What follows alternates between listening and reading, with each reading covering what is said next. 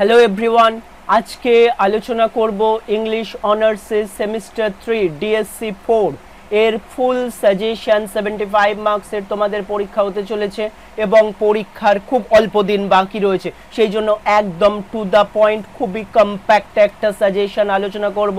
যে কটা কোয়েশ্চেন এই মুহূর্তে না করলে নয়, যে কটা করলে তোমাদের একদম হাইয়েস্ট মার্কস পাওয়ার প্রবাবিলিটি থাকবে এবং কোয়েশ্চেন একটাও যাতে আনকমন না আসে, সেই জন্য আজকের এই সাজেশন।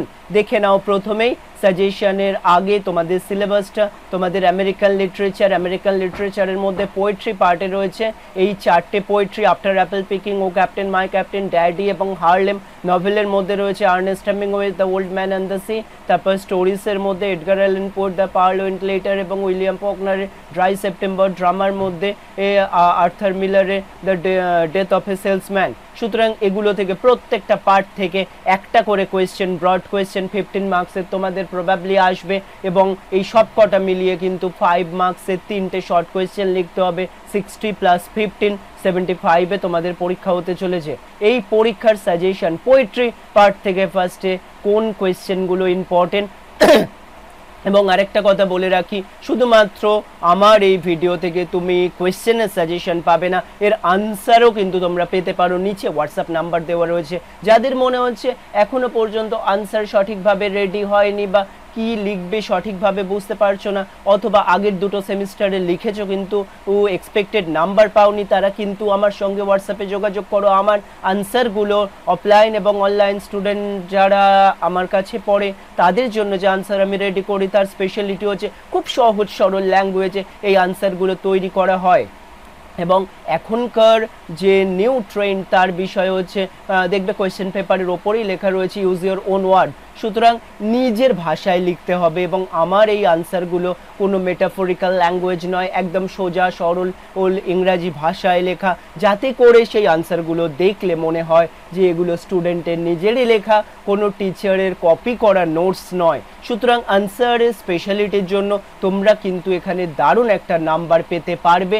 এটা আগের সেমিস্টারগুলো আমার স্টুডেন্টরা প্রমাণ করে দেখিয়েছে যে কেমনভাবে এই আনসারগুলোতে বেস্ট নাম্বার পাওয়া সম্ভব। সুতরাং তুমিও ট্রাই করতে পারো এবং এই অল্প সময়ের মধ্যে তুমি ভালোভাবে প্রিপারেশন করে নিতে পারো। জাস্ট কয়েকটা দিন বাকি রয়েছে, সেই জন্য যাদের আনসারের প্রবলেম রয়েছে এখনই যোগাযোগ করো, আমি অবশ্যই তোমাদের হেল্প করব। খুব অল্প মূল্যের বিনিময়ে আনসারগুলো পারচেস করতে তোমাদেরকে সাহায্য করব। ফার্স্ট কোয়েশ্চেন দেখে নাও, analyse the symbolism in Robert Frost after apple picking. Apple picking থেকে সিম্বলিজম আসার চান্স রয়েছে, অথবা the significance of the title. এই দুটো কোয়েশ্চেন ইম্পর্টেন্ট, কিন্তু এর জন্য আমি একটাই আনসার দেব।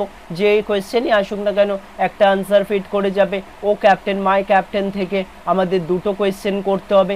এই দুটো কোয়েশ্চেনের জন্যও কিন্তু আমি একটাই মাত্র সাজেশন দেব তোমাদের। যাদের মনে হচ্ছে মোটামুটি রেডি আছে তারা কিন্তু একটা করে স্ক্রিনশট দিয়ে নাও কোয়েশ্চেনগুলোর। আমি প্রত্যেকটা পড়ছি না, তাতে সময় অনেক বেশি লাগবে। How does Sylvia Plath's portray the love and hate relationship with her father in the, মানে রিলেশনশিপ উইথ হার ফাদার আর ইন দ্য পোয়েম ড্যাডি।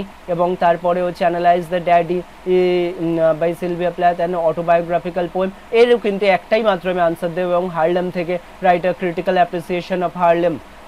সুতরাং এই কোয়েশ্চেনগুলোর একটা করে আনসার দেব। তোমরা দুটো কোয়েশ্চেন থেকে তিনটে কোয়েশ্চেন, মানে তিনটে পোয়েট্রি থেকে পড়ে যেতে পারো, তার মধ্যেই কমন পাবে এবং একটা করে আনসারই কিন্তু আমি তোমাদের করতে দেব। সুতরাং যাদের আনসারের প্রয়োজন যোগাযোগ অবশ্যই করে নাও।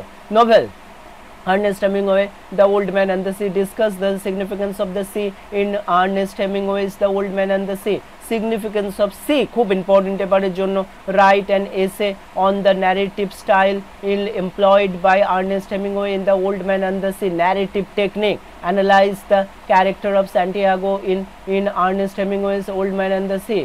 Santiago's character, এই তিনটে কোয়েশ্চেন খুব ইম্পর্টেন্ট।